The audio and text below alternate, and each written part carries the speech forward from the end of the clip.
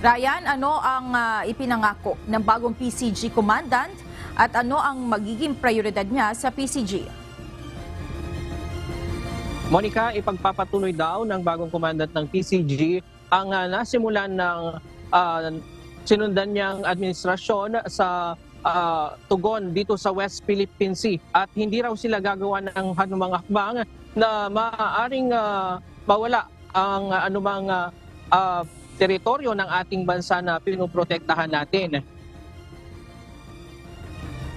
Opisyal lang nanumpa ngayong araw ang bagong talagang pinuno ng Philippine Coast Guard sa katauhan ni Coast Guard Admiral Ronnie Hill Gaban. Si Gaban ang ika-30 commandant ng PCG. Pamumunuan niya ang mahigit 30,000 tauhan ng Philippine Coast Guard.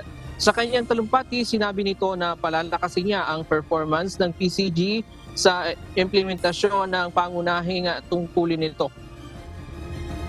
We will strengthen the performance of the Philippine Coast Guard in the implementation of 5 main functions, namely maritime safety, maritime security, maritime search and rescue, and maritime law enforcement, as well as environmental protection. Tiniyak din niya na poproteksyonan nila ang interes at teritoryo ng bansa alinsunod na rin sa direktiba ng Pangulo.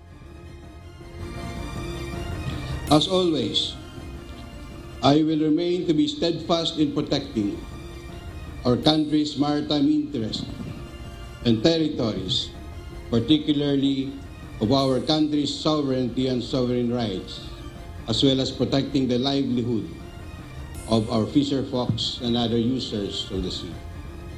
To re-echo the very clear guidance of our President, as the Commandant of the Coast Guard, I will never issue any directive that will cause us to lose even a centimeter of our territory and jurisdiction. Pinalitan ni Gaban si outgoing PCG Commandant Admiral Artemio Abu na namuno sa PCG sa loob ng mahigit 1 taon at 7 buwan. Mahalaga ang papel na ginagampanan ng Philippine Coast Guard sa bansa dahil sila ang pangunahing nagbabantay sa maritime domain at exclusive economic zone ng bansa. Lalo na ngayong tumitindi ang usapin sa West Philippine Sea dahil sa agawan ng teritoryo. Nauna nang ipinangako ni Pangulong Ferdinand Marcos Jr.